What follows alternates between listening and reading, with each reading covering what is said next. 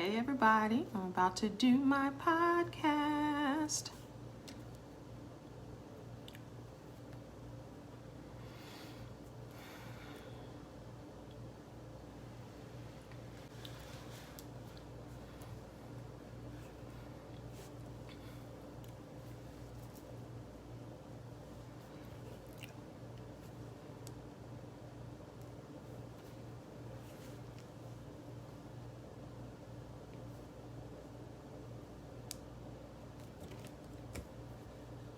The real people. Let's shine together.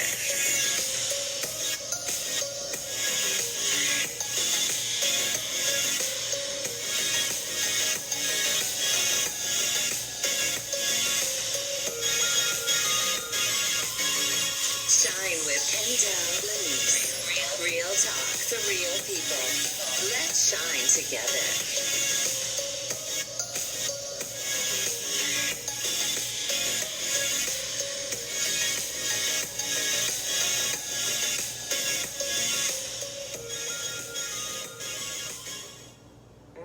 Welcome to Shine with Kendéll Lenice. I am your host, Kendell Lenice. Allow me to introduce myself to you just a little bit further. I am a certified transformational life coach, speaker, and author, as well as a certified meditation practitioner and content creator. I'm so glad that you decided to join me on my life podcast.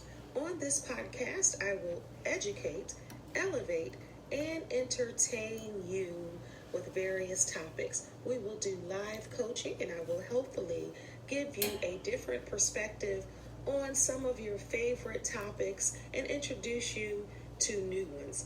I'm not sure how you stumbled upon this podcast. I'm just so glad you did. Before we get started, do me a favor and subscribe to this podcast wherever you're listening, and rate if you are able to. Thank you so much once again for tuning in, and now on to this week's show. Today's show is sponsored by 617 Lip Love, Organic Lip Moisturizer Balm by Kendéll Lenice. Get yours today at LeniceBoutique.com. This product is for men and women, and its signature flavor, Eucalyptus Mint. It's the bomb, y'all. Get it today at LeniceBoutique.com. Protect your lips. Heal your lips at all costs. 617 Lip Love Organic Lip Moisturizer Balm. Get yours today at LeniceBoutique.com. Support Black businesses. Support women-owned businesses. LeniceBoutique.com. All right, hi everybody, and welcome to Shine with Kendell Lenice. I am Kendell Lenice, and right now I am going live on Facebook. I'm doing this podcast live from my home, but live on Facebook. I hope everyone is having an amazing week thus far. I don't know how you stumbled upon this podcast, but I am so glad you did. I'm so glad that you're joining me today, and hello to everybody watching from Facebook Live, which later it'll be uploaded on my YouTube channel. So, you guys know I've been doing this podcast for quite some time, and this is episode 145.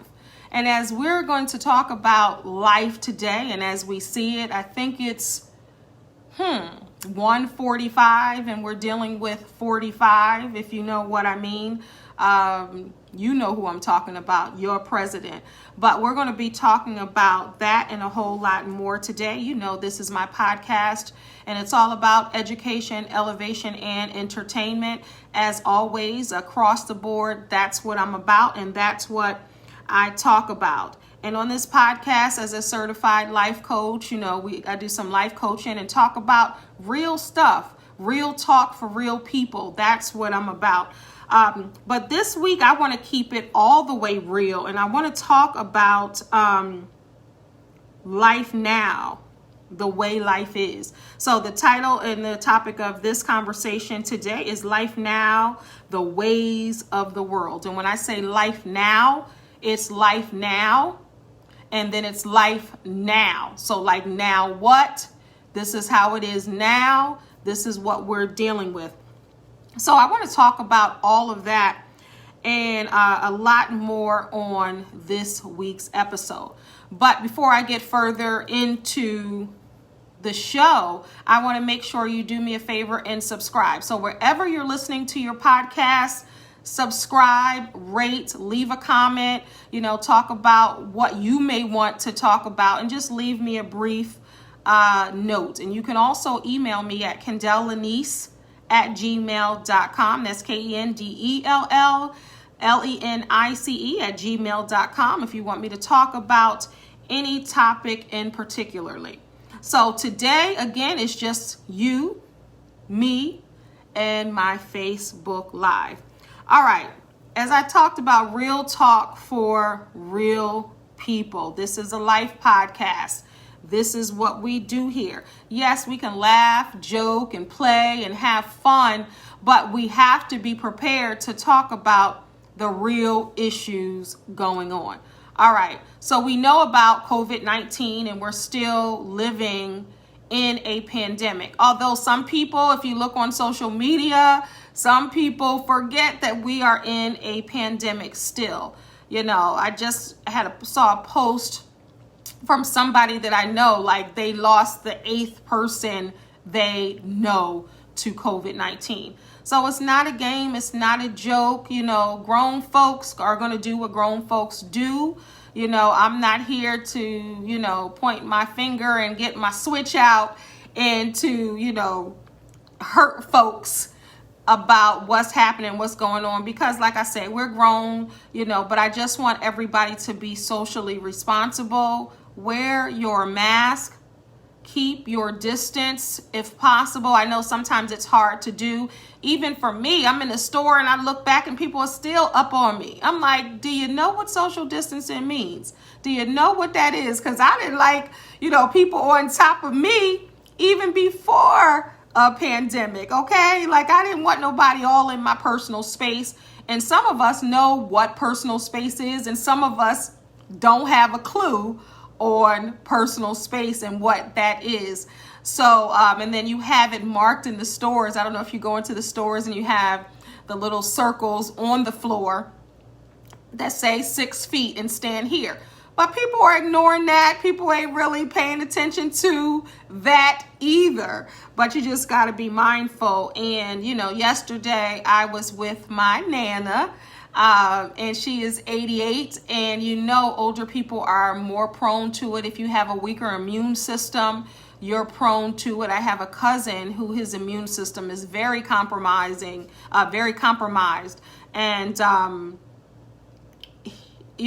I concern myself with that because so many people are susceptible. Now, all of us are susceptible to what's going on with COVID-19. So that's why it's so important to keep your immune systems up. It's so important to make sure that you're healthy, you're eating right, you're eating all the right foods and doing what you need to do to protect yourself. I know that I make health drinks at home and health shots. Those are the kind of shots that I'm taking. I make up little concoctions, and I make sure I take my vitamins and I'm eating properly. Because that helps keeping your immune system up. Having vitamin C tablets, drinking my, 100% grapefruit juice and all of that stuff, just to make sure that I don't not only have it, but I don't pass it on to someone else. So it's important for me to be mindful. And like I said, when I was with my grandmother, I wanted to make sure I was, not only was she protected, she had her shield and all of that on, but I wanted to make sure that I was protected also. And even when we were together, we didn't take our mask off. And, I think it's important to do that. Now in Atlanta, I saw footage and people all up in the clubs, all on top of each other and all of that. And again, I'm not telling grown folks what to do, but I challenge you just to make sure you're doing everything that you can do that's socially conscious and socially responsible. I just challenge you to make sure you make wise decisions and choices when it comes to this here pandemic. Okay. All right. So again, we're talking about life now and the ways of the world. And, you know, here in the United States, we know we're dealing with police brutality. Unfortunately, that is not an isolated thing or an isolated person or incident. I mean, it's been happening with Black folks and the police since the beginning.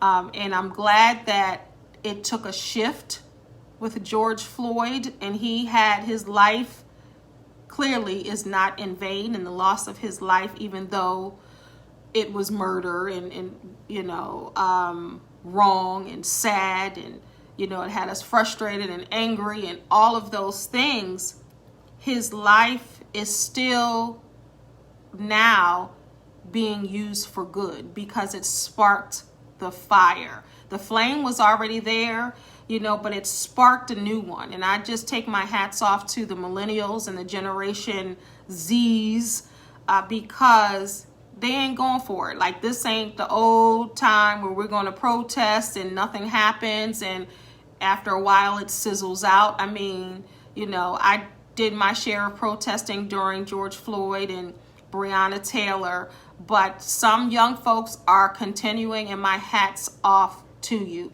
And I often tell a lot of older folks, you got to look at the millennials in your life and the Generation Zs, because they are doing it. They are doing it the right way. And not just in that aspect, but I also talk about Generation Z and the millennials in a business aspect, because they're doing things differently. So yes, older people, you can learn a lot from them. And I love young people, and I'm around young people, and I talk to young people all the time. And I think it's important for us to do that so we can bridge the gaps and everybody can work together. But I would be remiss if I didn't talk about Nigeria and what's happening over there with SARS. So for some, I know some people are like, well, what is SARS? Is it a disease? What is it? And I've heard people talk about it. So I just want to make sure I let you know what that is and say things the right way. So it's a special branch of Nigerian police created in 1992, and they deal with crimes associated with robbery and firearms. So what's happening now with SARS is a lot of torture and a lot of illegal activities from the police over there. And I say police in air quotes because, yes, they are the police. However, almost like what's happening in the U.S., they're using their power, quote unquote, for harm. So I just was talking about George Floyd, what happened with Breonna Taylor. Like, now you can't be sleep while Black. You can't drive while Black. You can't walk down the street while Black. You can't have a hood on while Black. You can't eat Skittles while Black. You can't be standing outside while Black. You get what I'm saying? So it's not even like you can't drive while Black. That used to be a thing. And you can't, you know, do a lot of things while Black. But now really, you can't do much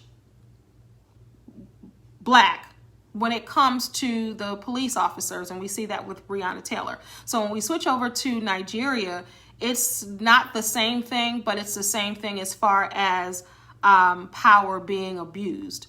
So I know my daughter was talking to a Nigerian friend of hers, and he was saying that it's really bad out there. Even if you're in a rich area, it's bad because they have this tax, so to speak, where even if you're driving and they stop you, they'll say, I'll take your car or I'll arrest you if you don't give us money, right? So a lot of people know that they better have cash on them in Nigeria because they're going to have to give the police money illegally for breathing, pretty much. And a lot of that is happening over there, and a lot of different situations, like the recent one where everyone is trying to protest in Nigeria over the SARS, the special branch of the Nigerian police. So it's another form of police brutality, and they are still doing some of the same things in Nigeria that they're doing over here, the police officers.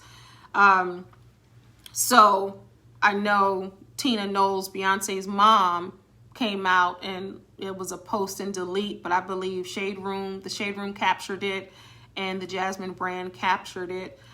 She was just talking about Tina Knowles, that is Beyonce's mom, that people were mad at Beyonce because she didn't post anything about SARS, and she did the video over there, and she was in the culture, embraced her, and the Africans accepted her in a sense, and she wasn't doing anything about SARS or posting about it. So her mother, as any mother would, took up for her child as any mother would, and saying that just because someone doesn't post something, it doesn't mean that they're not working behind the scenes and they're not caring about a particular subject at hand, especially something important and something as vital and something as crucial and critical that's happening over in Nigeria as well as the United States.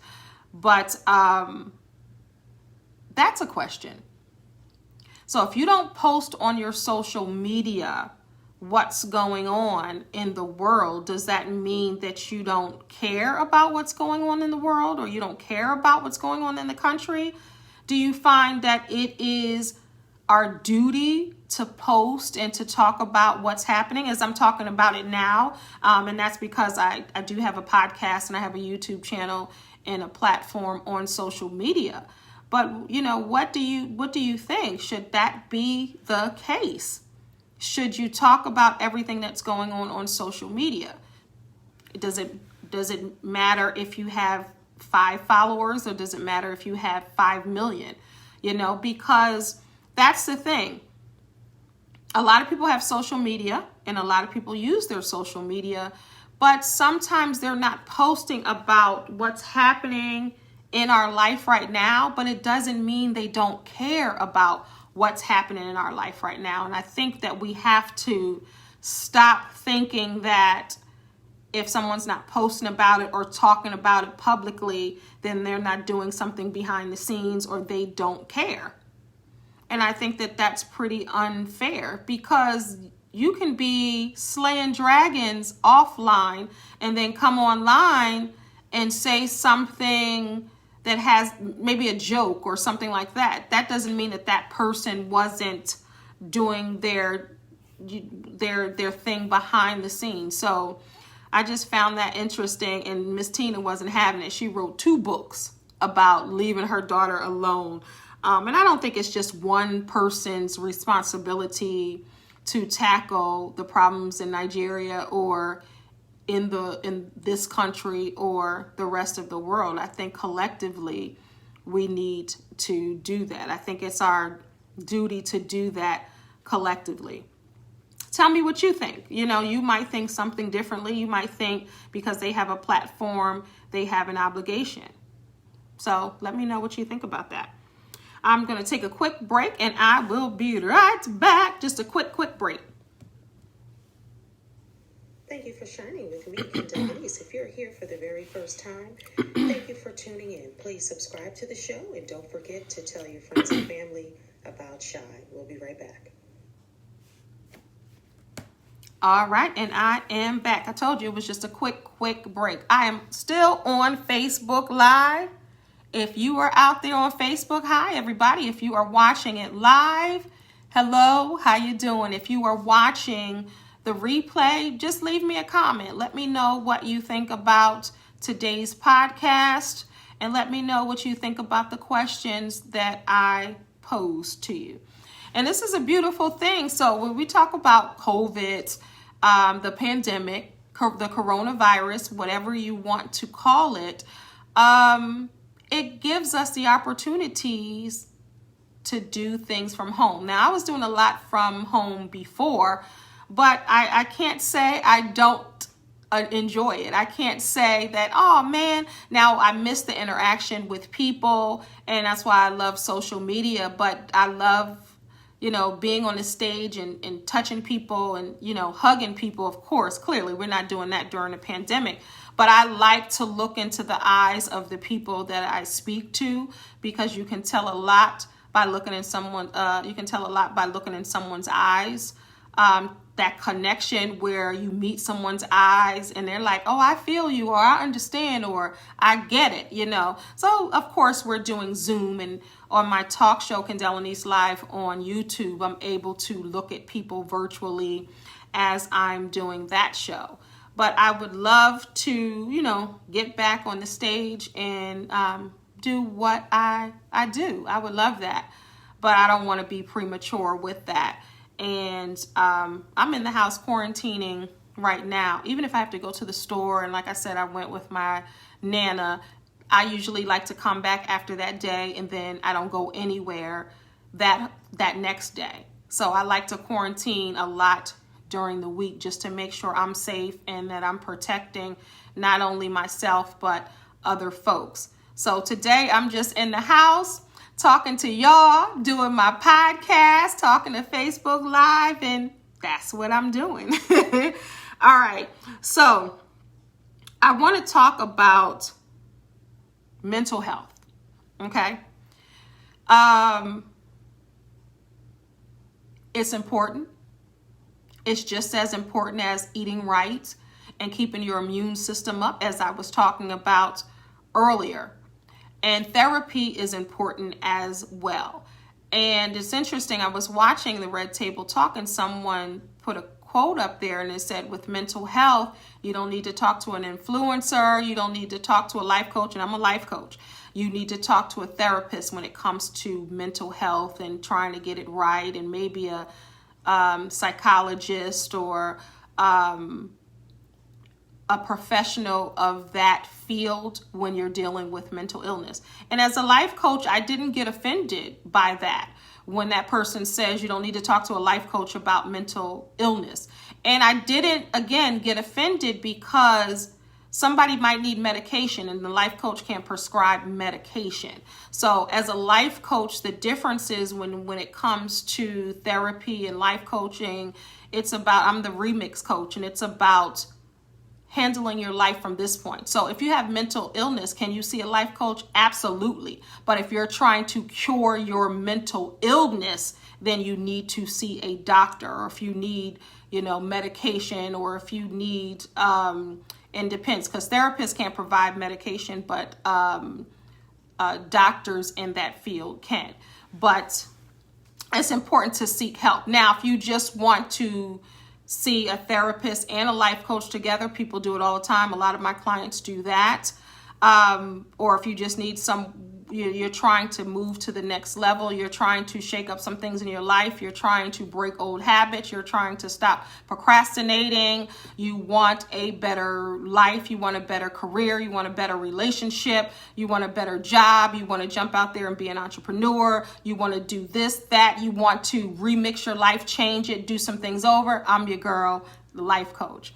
But as a life coach, I often talk about mental health. And as a certified meditation practitioner, I also talk about mental health. And as a woman, and as just a human being walking around here on this earth, I talk about mental health. And I think it's so very important, especially the times that we're in.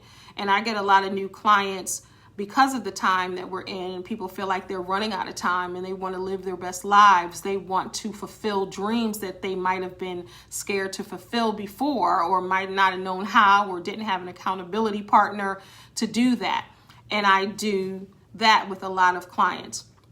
But in this time, when we're dealing with COVID, forget that. Even outside of this time, people needed help with mental illness and being mentally well and mentally stable. But now people are recognizing it more as a whole, as a society, that mental health is important and mental illness is really a thing.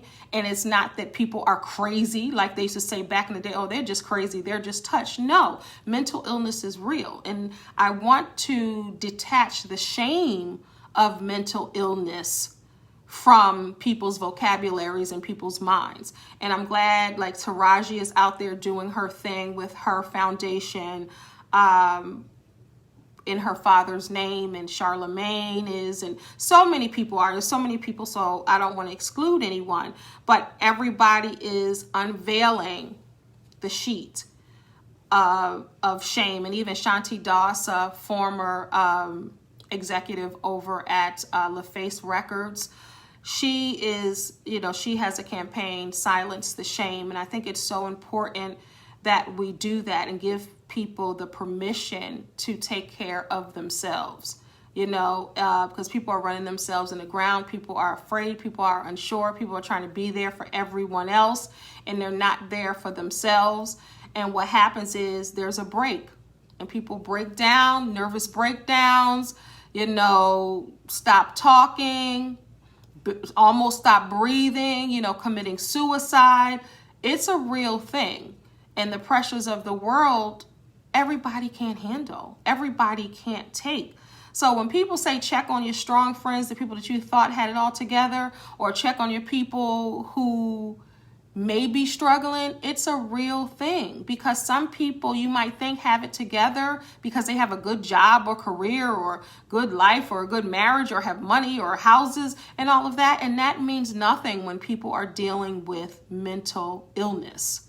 It's really a thing. And even the finest of the fines and the handsome of the handsomes can suffer from mental illness. People that you've known for years can suffer from mental illness. And I think that that's important to recognize that and check on folks. But with this world the way it is right now, and people losing their jobs, people are losing their homes, people are losing their cars, they're losing their loved ones to Corona, And I think that we need to think about other people's, if you're the ones, if I'm the ones, if we're the ones that might be okay in whatever okay means to someone.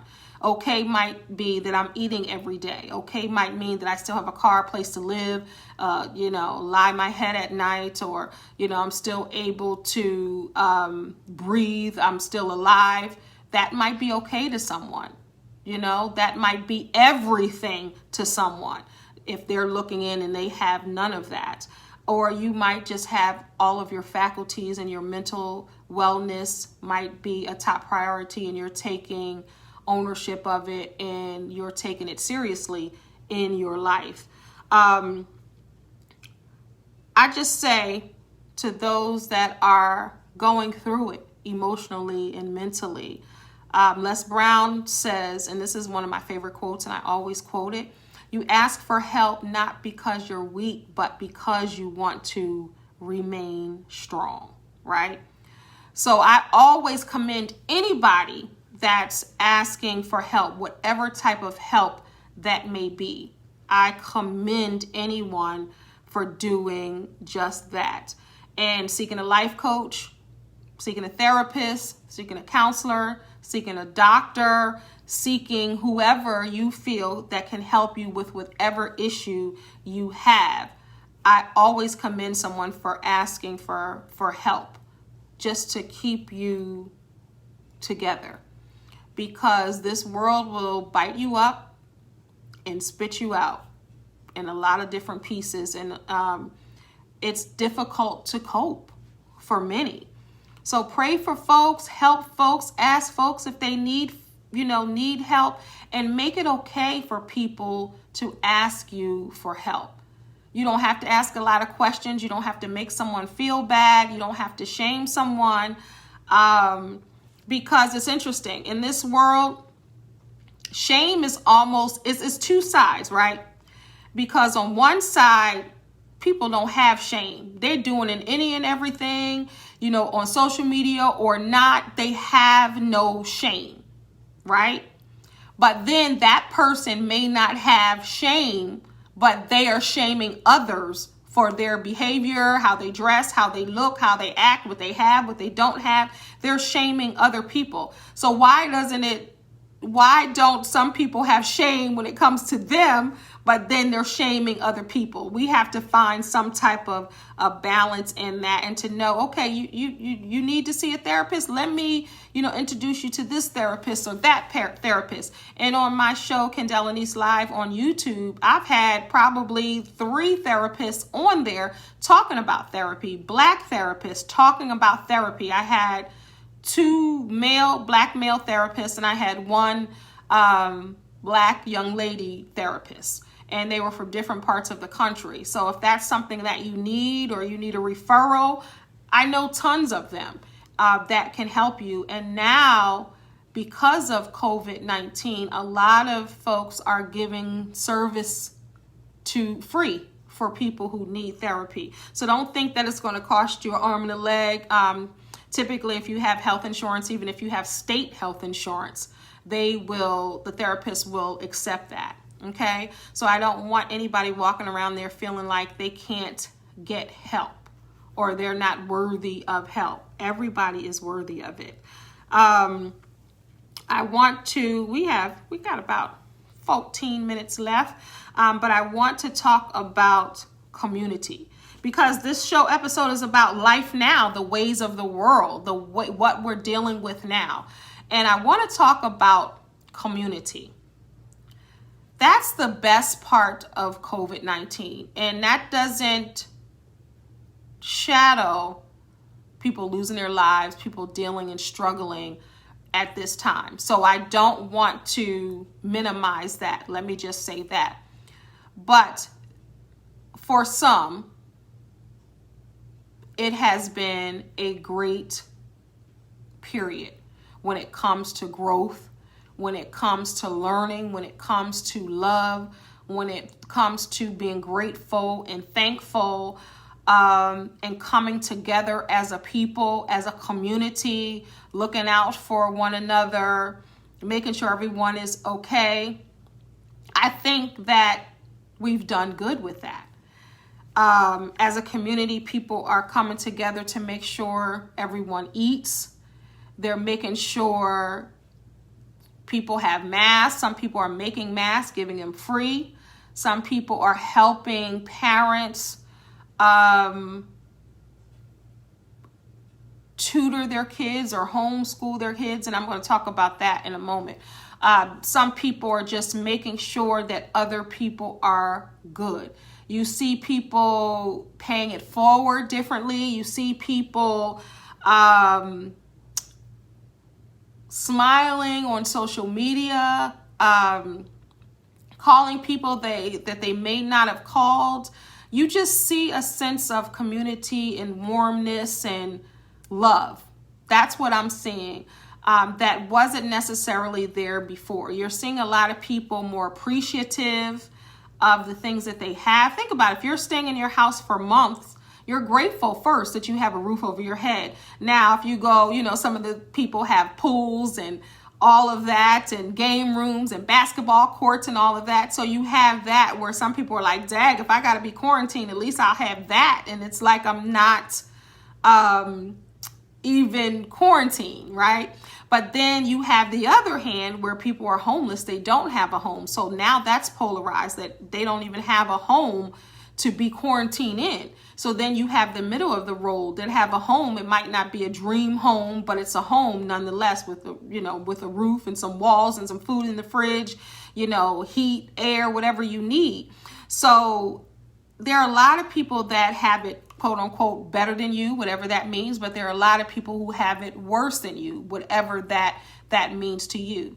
So in other words, you really have to be grateful and show gratitude for what you have right now, because it can always be worse. And there's somebody that can show you, hey, you're talking about you don't have this or that, but I got this or that and I'm miserable. Or I don't have this or that. I wish I had what you had. So it's really about being in a state of gratitude and being grateful and thankful for what you have.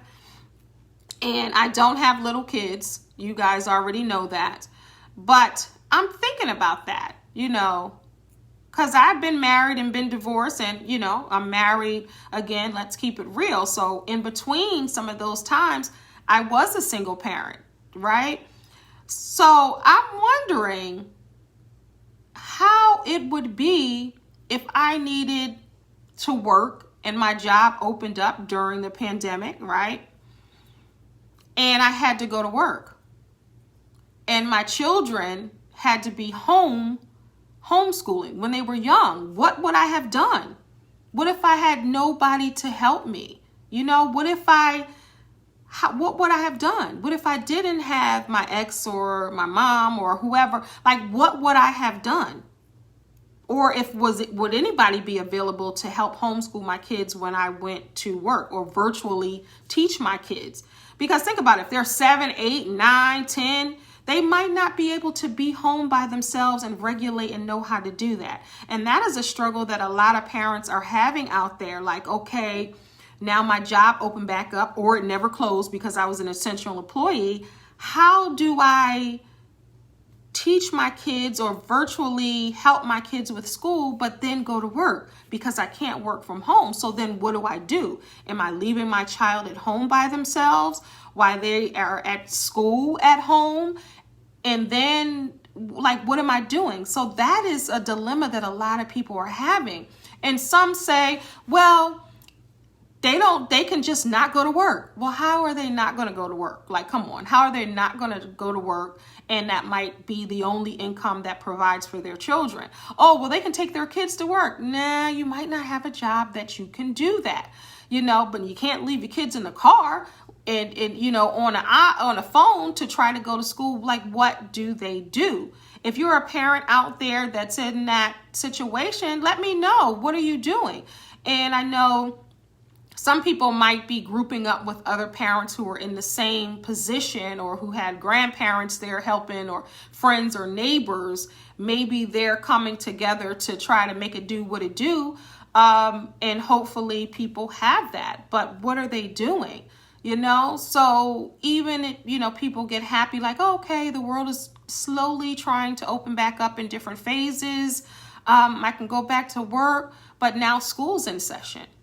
So what are you doing if you're in a town and you don't know anybody and your child was going to school during the same hours you were at work and they were at aftercare or before you went to work, and if you got off later than school let out? I remember those days. So you got to think about those people too. And if you can be of service, if it's a neighbor or a family member, check on them, ask them. So what are you doing? Do you need help? But now y'all ain't helping. 6th grade homework is like college now. 5th grade homework, y'all ain't able to do it. But still, you can guide them and your kids can teach you, or somebody else's kids can teach you. But yeah, so think about other people when you're walking around and check on somebody. Ask them, hey, you need help? Are you managing? How you getting by? That might mean the world to them, even if you can't help, but just that you cared enough to ask them how they're doing. All right, so as we wrap up the show, I want to talk quickly about voting. I hope everyone out there is going to cast their vote. Now, you hear some people say, well, I don't like Kamala, I don't like Biden, I don't like Trump, so I'm not voting, and I'm going to write in Kanye West's vote. First of all, please, it's a tactic, it's a trick. Do not write in Kanye West. Do not. Because we already know what side he's on, and that's about division, okay? I'm just keeping it all the way real. Don't vote for Kanye West, please. Don't. All right.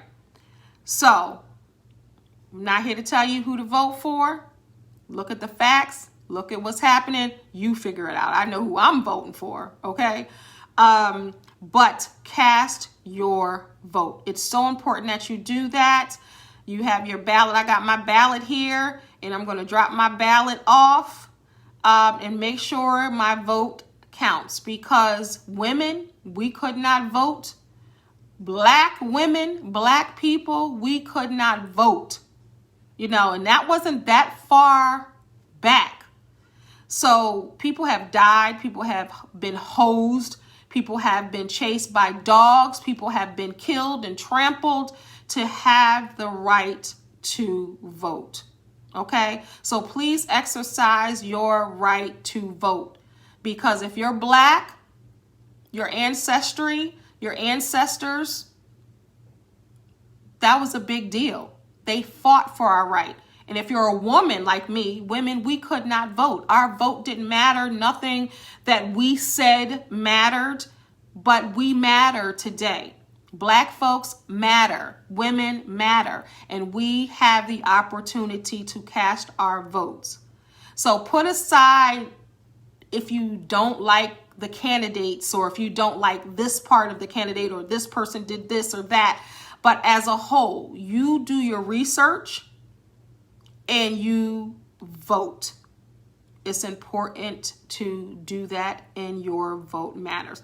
I see people who are in their 40s and they say that I've never voted before, but I'm going to vote now because this is important. And not only is it important to vote for the presidency, it's important to vote for what's happening in your communities. Okay? The judges, the council people in your community, the different acts in your community, all of that comes from your vote. So if you're going to complain about something and you haven't voted, then you have no right to complain, because you have no skin in the game. You're not vested in what's happening in the country, and you're not vested what's happening in your community. So it's important to cast your votes on November 3rd or before. Okay. So this show was slightly different because I really wanted to talk about what's happening in the world. You know, if you go back to listen to all my podcast shows, you'll be laughing, you'll be crying, you'll be learning, you'll be growing. And the show is about education, elevation, and entertainment. So if we can laugh together and we can joke together, and I can coach you and we can talk about other issues, you know, that affect us, then we can talk about this. Because with everybody, you have to have a balance, right? You have to be able to be well versed in everything. It can't be fun and games all the time. We got to talk about what's going on in the world. So I just wanted to take this show, this small portion, this 45 minutes, to talk about some of the issues that are going on in the world. But I just want to end by telling you to call someone today and tell them that you love them, tell them that you're thinking about them, and tell them that you're there if they need you. And sometimes that need is just to know that you're available for someone else. I thank you, everyone, for tuning in to Shine with Kendell Lenice. This is a life podcast. Again, it's all about education, elevation, and entertainment. Wherever you get your podcast, do me a favor. If you can subscribe.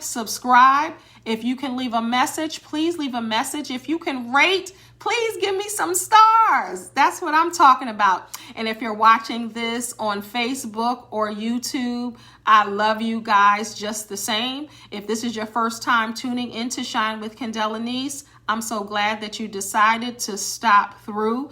Don't forget to subscribe. It's important to do that. And I am with you every single week. It's me and you, baby. Thank you so much. Remember, you are a star, so don't allow anyone to dim your shine. Until next time, God bless. Peace. Shine with Kendéll Lenice. Real talk for real people. Let's shine together.